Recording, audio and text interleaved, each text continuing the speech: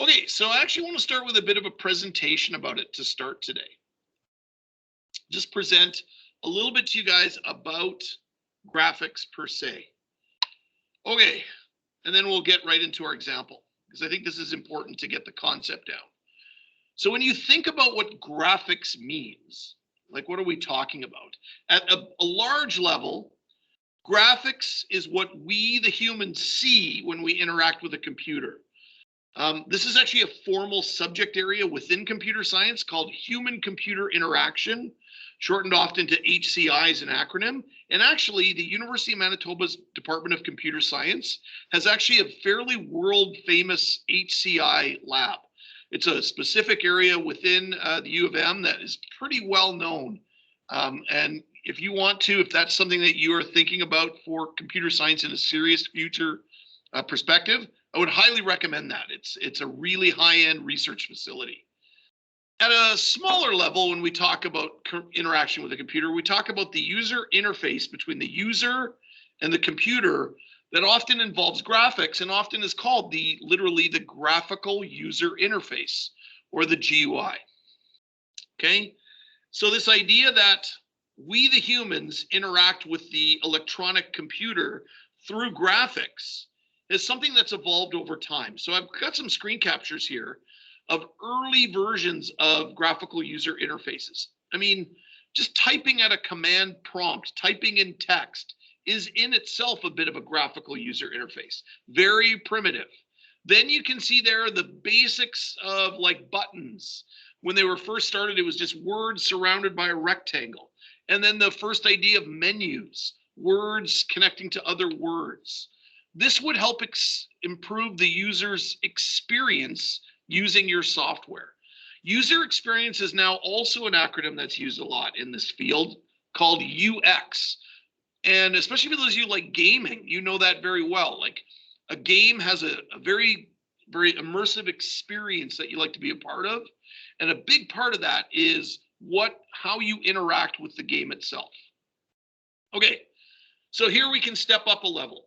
As graphics became more important parts of user interfaces or user experiences, you can see here early versions of the Macintosh operating system or the Mac operating system and early versions of the Windows operating system. What you see right there, you may have never seen before. That's a screen capture of Windows version 1, 1.0 from 1985. So it's changed, obviously. It's evolved, right?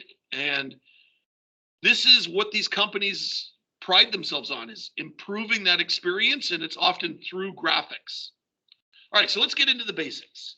To understand how graphics works, what I want you to do is imagine a container, right? So what do we do with containers? We put things inside of containers.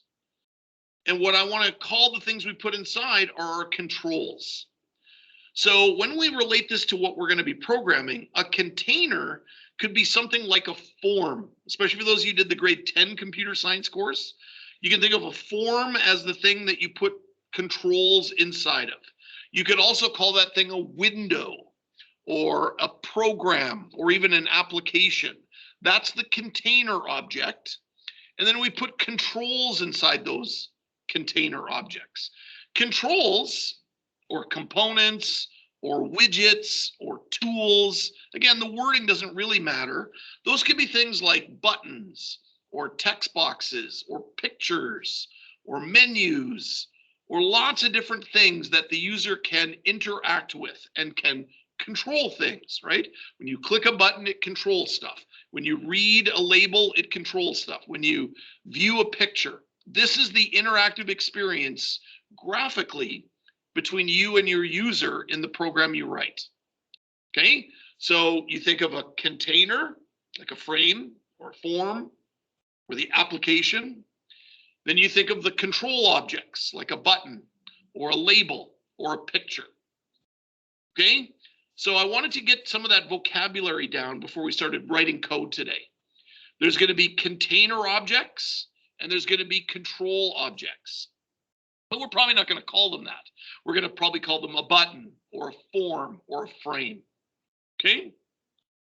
Now, anything in computer science is a little more complicated than that. So if we have a container or a frame or a form, and we want to put a label in there or a component or a control in there, we can't just say put it in the container, because then it'll put it anywhere. So we have to say, where are we putting it? And when we say where, in computer science, that's defined very mathematically. So it's going to be based on a position, an X, Y coordinate, a width, and a height. So if I look at this little picture you guys see on your screen, we have this container, and I want to put a label in it. I'd have to say, okay, you're going to put it at this X, Y coordinate, and it's going to be a certain width and a certain height. And then it can create that graphical user interface. It can create that label or that picture or that button exactly where you want it to be, okay? So when we work with graphics, we have to keep in mind it's a little more complicated than just saying, here's a container, here's the object. What's nice is programs like Visual Studio and NetBeans can automate a lot of this for us. I mean, those of you who took the grade 10 course know you didn't have to worry about all this stuff. You just drew it right on there and it made it there. So that's going to be an option we're going to look at. Okay. Now, once we get it built, once we build a user interface, we want it to respond to actions by the user. Some things that we don't care about, right? Like if we just put a picture on our design, we just want the user to look at it. But some things, like a button, we want it so that if the user clicks that button, something's going to happen. Some action is going to happen there. So this is also something that's going to come up in our examples this week, is how to respond to actions. Okay. All right. So the next section of this presentation is getting started. And again, it makes a reference to what you would have seen if you took the grade 10 computer science course in what's called a WYSIWYG environment. That's a weird acronym if you've never heard it before. WYSIWYG stands for what you see is what you get. This is an acronym that's used a lot in computer programs like Microsoft Word is a WYSIWYG program. What you do when you type in Word is what's supposed to look like what happens when you print it. Photoshop is a WYSIWYG program. The way you design your picture is what's supposed to look like, you know, when it appears if you were to say print that picture or put it into another graphic. Most computer environments are WYSIWYG. Coding is not. Coding is not WYSIWYG. What you write in code is not what's going to appear on the screen when the user runs the code. So code you have to kind of think beyond the WYSIWYG environment. Okay. So NetBeans has a WYSIWYG editor. We already saw that a little bit yesterday, and you don't have to use it. You can write all the code yourself, is what the WYSIWYG editor does. This is, by the way, true for Visual Studio as well. Even though Visual Studio has a WYSIWYG editor, you don't have to use it. You can write all the code yourself to make a form appear. What most programmers do, and what I'm going to recommend for most of you, is to take a hybrid approach. You use the WYSIWYG editor until it's not useful anymore, and then you write the rest of the code yourself. And that's kind of what we're going to do in our example here, is to do a lot of this. Okay? This means that we're going to be importing a lot of libraries, which we did all the way back at the beginning of these courses with even things like JOption pane. By the way, this is exactly what happens in Visual Studio. In C#, it uses the word using instead of the word import, but it's the same idea. So this is all stuff we're used to. It's just that now we're incorporating it into using other people's code to make these graphics appear. A little bit more theory, and then we'll get right down to it. A little bit more vocabulary. This is maybe more at the 40S level. These components that we're going to be using come from a number of different APIs. And API stands for Application Programming Interface, but it could also basically be just thought of as a library of code. One such library is called the AWT library. AWT, which stands for Abstract Windows Toolkit, is essentially what's called a heavyweight set of components. What that means is anything that comes from AWT tries to look like the environment it's running in. What do I mean by that? Well, if you're running a program and you put a button in your user interface and it's running in Microsoft Windows, that button will try to look like a Microsoft Windows button. But if it's running on a Mac, it's going to try to look like a Mac button, like what would look on a Mac. Those are what heavyweight components do. They emulate, or they try to look like, the environment they're running on.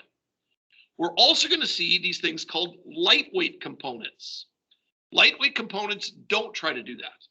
They just look the way they look. So whether you're running on a Mac or a PC or Linux, the button's just going to look the way it looks.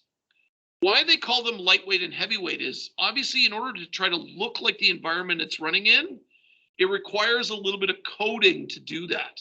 And so your program gets a little bit bigger when it incorporates those components. Hence the word heavyweight. Okay, and you can read more about it on that slide if you want. Okay, so within the lightweight component variety are these things called swing components. And then within the heavyweight components, you'll see other ones there. Okay, I'm enough of the theory. Let's jump over to our example. So as of yesterday, as I said, you should have a graphics 1, a graphics 2, and a graphics 3 in your program, whatever it is. If you're adding on to your example, or if you built a brand new one, you should have 3 of these things. Graphics 1 is just code. It's just a bunch of code for you to put in there. Okay? It's graphics 2 and graphics 3 that are a little more interesting, because right away you see an actual WYSIWYG environment, a little place where you can draw and some components that you can draw on. If you were having trouble getting everything up and running yesterday, rewatch the video of me setting all that up from yesterday to get to where I am today, getting ready to put this code in. Okay, pausing for a sip of coffee. Does anyone have any questions or comments at this point? Okay, just good. Okay, so let's go to graphics 1. We're going to write code into graphics 1. Now, I've already included a comment here for graphics 1. Don't worry about you typing in this comment. Don't waste your time doing that right now. You can always go after class to the GitHub page, to graphics 1, okay? And that comment will be there that you can copy and paste over once I update GitHub, okay? What we want to do with graphics 1 is we're going to add some code right here. And the reason I do graphics late in this course is now you'll understand the code we're about to write in here. What we're going to say is graphics 1 extends. And for you 30S student, this is a brand new concept that you just learned. And for you 40S students, it's definitely a concept you learned.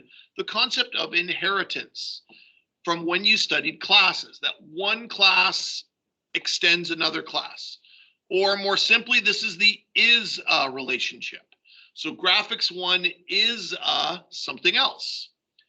Now, what we're not going to do is write that something else. We're just going to use something that already exists called the capital J, capital F frame, JFrame. Now, in order for us to use this, we have to import it. Light bulb, and you're going to import, or you can just type this line of code in, this thing called JFrame. JFrame has just been imported into our project, and graphics 1 has now become a JFrame. A JFrame is essentially a form. It's this thing that, for those of you who did the 20th course, is a container that you can put objects inside of. You'll also notice, especially for you 40th students, that this comes from the Swing library, which means it's a lightweight thing. So it's going to look like a, it comes from this JAVX. X stands for extension library, an extension of Java into creating these things. By the way, this is the same place that the J option pane windows came from. Okay, so that's what this comment says. I'm making a container, a frame, with controls inside of it. The class uses inheritance to inherit the properties and methods from the JFrame class. This means that our class, the graphics one, is the child of the JFrame, or it is a JFrame. Okay. Next thing up, again, this will make more sense because we've studied classes. We're going to write a constructor method. Graphics one. This is our constructor method. More specifically, it's our default constructor, right? It has no parameters to it whatsoever. It sets the properties of this class. So when graphics one is constructed, it will call upon this method. All right. Here's what we're going to do. Add this, just a little more comment to this, just to, and make this a little more clear. It sets the class properties. This method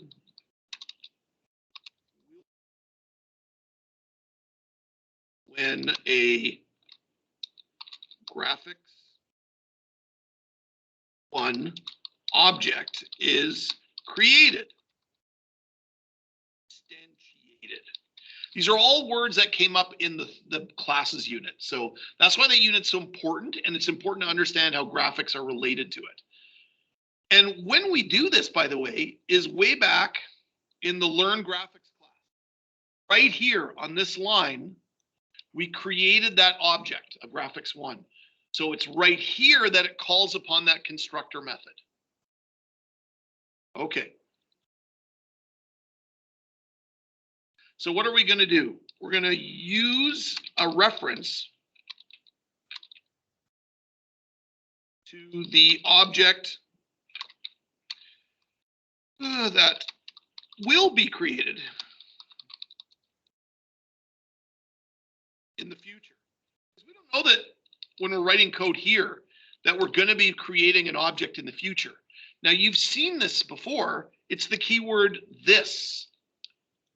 This is a keyword that means, well, the graphics object that's going to be created in the future. This one, okay? And what happens is you now have access to all the properties and methods that inherit it. Okay, so I'm just going to add that as a comment. And use all the properties and call or invoke all the methods inherited from the superclass. The superclass in this case is JFrame. So we don't have to write a bunch of methods for JFrame. They're already there for us. We can just call them. And the first one we're going to call is set size. We're going to set the size of our JFrame. Now, because the programmers who wrote this class JFrame knew that you were going to probably be doing this, they wrote in really good comments to explain how methods like this work. Okay, so you can go, oh, okay, so I have to give it a width and a height. That makes sense. It's why commenting methods is so important.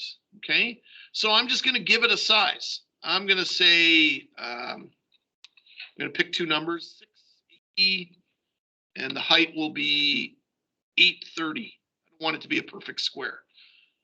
So what does that do? That's the width and height.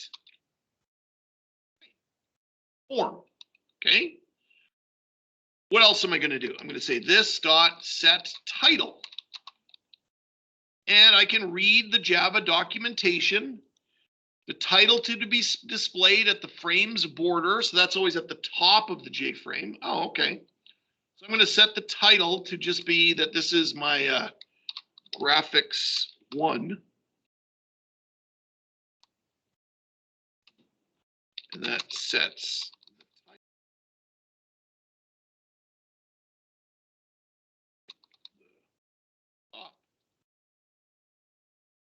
When I say form, I could mean frame. Put that in. So frame and form essentially mean the same thing. For some reason, the Java programmers like the word frame, and for some reason, the C# programmers like the word form. So let's just kind of switch those two words. They are essentially a container.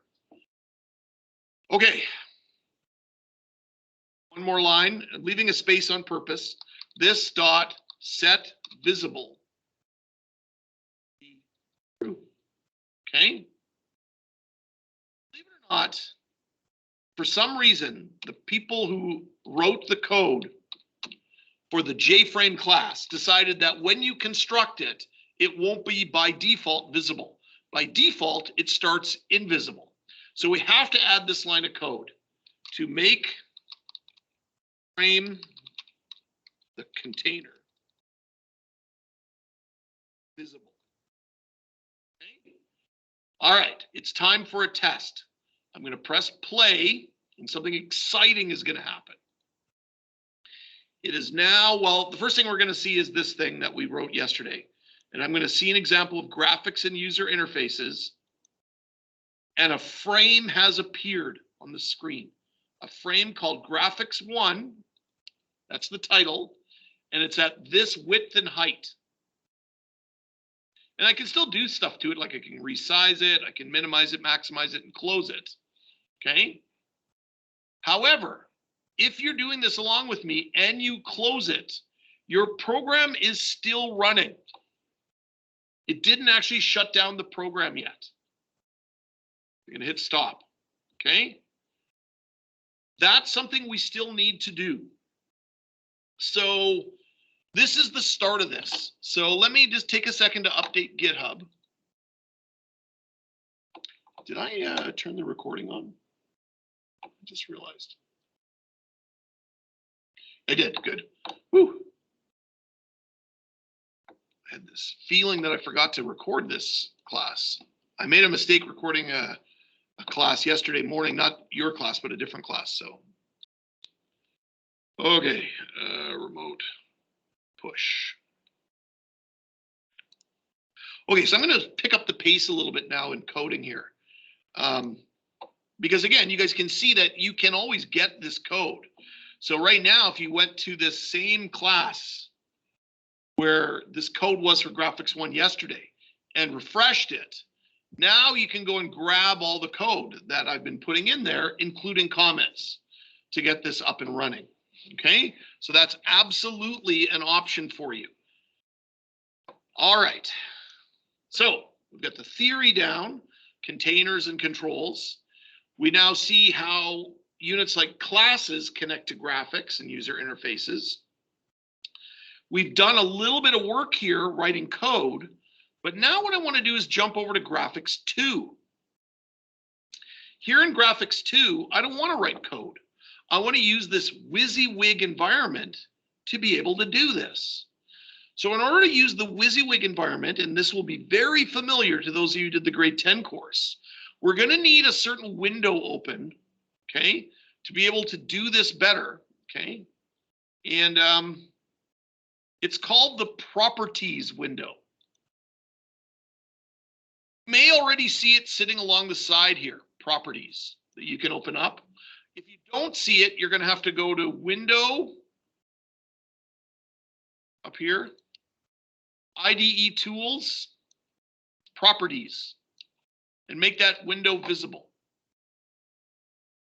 Then my advice is click on this little button here to sort of pin it down so it appears there. Then click on your JFrame, like actually select it with your mouse. Don't double click it, just click it. And now the properties will appear right here. And this should look very familiar to you if you did the grade 10 course. Oh yeah, I can change properties, including if you look right here, title. The same one we wrote code for, I'm going to right here type in graphics. Right here under title, I can put graphics 2. Okay. So this is now coming back to what I put into the presentation. You can absolutely use the WYSIWYG editor until you can't use it anymore, or you don't want to use it anymore, or you can just write all the code yourself, or what I really recommend is a hybrid approach. Use the WYSIWYG editor to get the help you need, but then when you can't, use the code, okay? And we've already reached a point where we actually need to write code right now. Now, here's what we're going to do. To get to code, unlike in Visual Studio where it opens two tabs, one for the code and one for the design, here in NetBeans, it keeps it all in one tab. And the way you switch is right up here. Just under the tab, you'll see the word source and design. Source gets you to the code. So if I type source, I get to code. If I click design, I get back to the designer. So click on source. As you can see, it's already written a whole bunch of code for you. Okay? Some of that code, which you can see right here, you can't edit. It locks the code away from you, so you cannot change it. But some code you can. And that's this code right here. Our constructor method. And that's what this is. This is the constructor method. Right there, it's already written for you. It calls a method. Where is this method? Well, that method is sitting inside of this generated code right here, which means you can't change it. It's calling that method to obviously do what we did, set the title and stuff like that. But we're going to let it do its thing. What I'm going to suggest is we're going to add code after the call to the method above. Okay? That method above, do not touch. Do not erase that method call. Do not do that. Because if you erase this line, all the design disappears because it does all that work for you. So don't touch that line. Leave it alone, right? Leave it alone so it can do its thing. Okay. But now we're going to add a line to make form, otherwise known as the frame, otherwise known as the container, otherwise known as the window, etc. We're going to make it appear. Because as you know, by default, it's not going to appear. And how do we do that? This dot set visible true. Same line we had in graphics 1. That exact same line. If you want, you could even copy and paste it over to here. Okay? Now, when it calls this line here to construct graphics 2, it will run the graphics 2 constructor. Which means now when I hit play, not only does graphics 1 appear, but graphics 2 appears as well. Here's graphics 1, here's graphics 2. Two forms up at the same time, according to the code I laid out. Okay? So this is cool. We're using an editor to do a lot. Like, look out, we only had to write one line of code here. Okay, whereas with this one, we had to write 3 lines of code to do essentially the same thing. So yeah, the editor saves you time. That's the idea behind it, is to save you a lot of time. Okay, pausing for a second. Any questions at this point? Okay, so what we're going to do now today and tomorrow is we're going to toggle back and forth between, in graphics 1, writing the code, and in graphics 2, taking that approach where we do like a hybrid. So like, for example, we'll be like drawing a button on there by just dragging and dropping it. Whereas in graphics 1, we'll be writing the code to make the button appear. So we'll be seeing both examples of how that's done. Then when we eventually get to graphics 3, we're going to make something pretty cool. Because graphics 1 and 2 are learning environments to learn how these GUIs and user sort of code works. But for graphics 3, let's shoot for the moon. Let's make Photoshop. I'm dropping that mic right now. For graphics 3, we're going to make Photoshop. Well, maybe not every feature of Photoshop, but we'll do something a little bit lighter than the full version of Photoshop for graphics 3. That's a big claim, that I'm making there, but we'll see what we can do there. And again, guys, why I really enjoy this week is I enjoy doing this graphic stuff with you guys, but also I hope this will give you guys some ideas for when you get back next week as to how you could incorporate this into a final project. And that also doesn't mean next week I can't also do more examples. Maybe they'll be optional. For some of you, you want to just get back to class and get back to work. But one of the things I often do is more of a gaming-based example that students can then modify into their final project. So what we do as an example of class isn't really just wasted time. It's actually working on your final project, and then you just go and change it around to become your version of the final project. Those are ideas we can explore next week. Okay, we still have about 5 minutes, let's say 5 more minutes left in this class. So I want to go back to graphics 1 here and put in a little more code.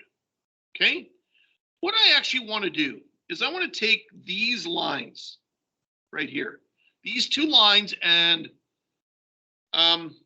first of all, I'm going to expand on them a little bit. So I'm going to add another thing here. This dot set sizable. You can imagine what that's going to do. Okay, it makes it so the user cannot size form. Okay, to show you real quick what that one line has done now with graphics 1 is with graphics 2, I can still resize this thing. I can make it, I can hit minimize, maximize, I can do all that. But back here on graphics 1 now, not only is maximize gone, but if I go to the edge of that form, I can't resize it anymore. Okay, so that's what that one line did. Okay, let's try another line. This dot set location relative to null. That's a weird line. What will that line do? Well, that line is an example of what it will do to graphics 1 now.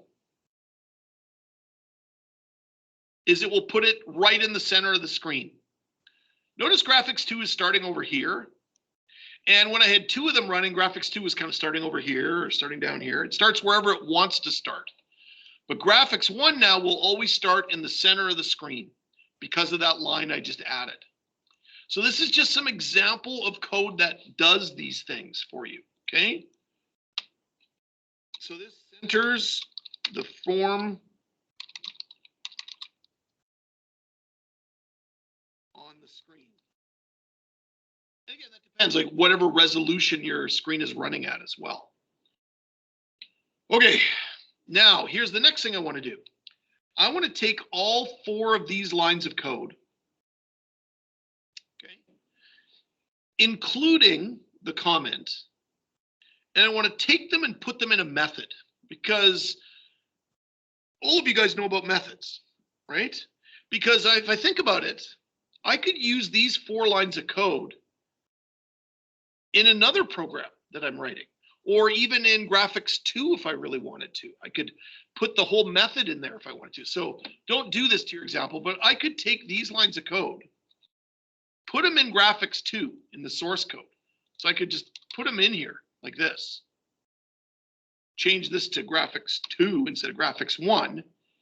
And a lot of that same code will now apply to graphics 2 the same way it applied to graphics 1, right? So here's graphics 2 now, center of the screen. It's in front of graphics 1, but it's right there, right?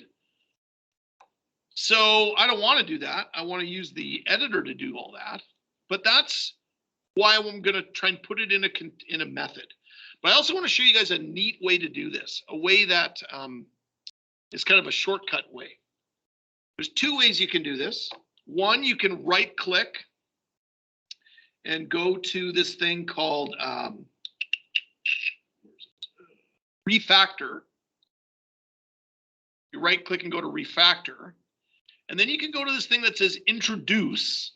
So right click, refactor, introduce. And what we're going to introduce is a method. But what's really cool about it is there's actually a built-in shortcut command to do this. Alt-Shift-M for method. So I'm going to introduce a method into this program. Now, what's really neat about this is if I select the code before I do this, it'll automatically kind of figure out what I'm about to do. So here's the process. Select this code, including the comment, Alt-Shift-M. I'm going to name my method setContainer. By the way, you 40S students should know why I'm calling this a set method. Then just click OK, and it automatically leaves sitting there where the code was a call to the method. It then automatically writes the method for me and puts the code inside of it for me. That's just a really nice way to automatically to have NetBeans automate a method whose Alt plus Shift plus M, and it will automatically make a method call for you like that. Okay, so this is now a new method I've created called setContainer. Methods are not new. You guys have seen that before. Okay, but that's what we're going to do. Now, just before we finish today, right under setContainer, we're now going to make a method call setControls. Okay.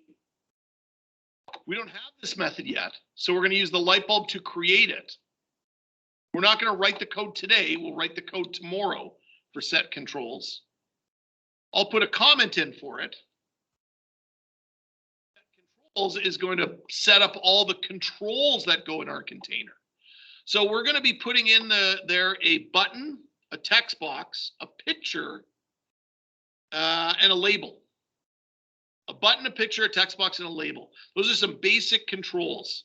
Like if you think back to the grade 10 course, those are the basic controls you started with, right? Like a label. You might remember the Hello World program or the Hello Goodbye program.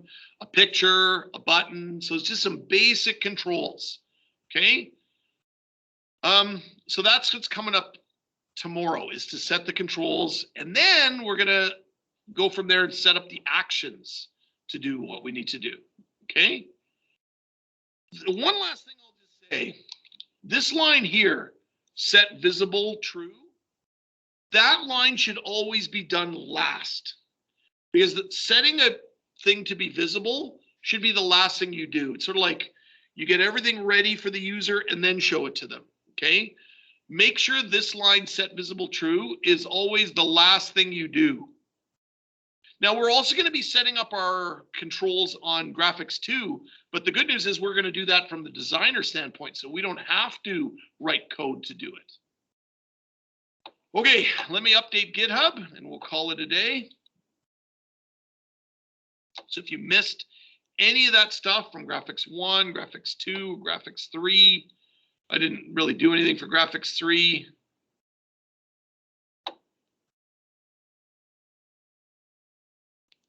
Okay, it should all be on GitHub now. Please, if you have any questions about anything I've been doing, let me know, because this is the concepts of graphics. As you can see by that designer part, there really isn't much code to learn. You don't have to really learn a lot of this code if you want to do the designer stuff, which I definitely recommend. And then you can incorporate the stuff you've learned from the other units, methods, arrays, classes, and all that. But at least now you're kind of have an understanding of the methods that and the stuff you're writing. Whereas in the grade 10 course, if you took it, you didn't really understand it, you just used it. Okay, everybody, I'm going to stop the recording now.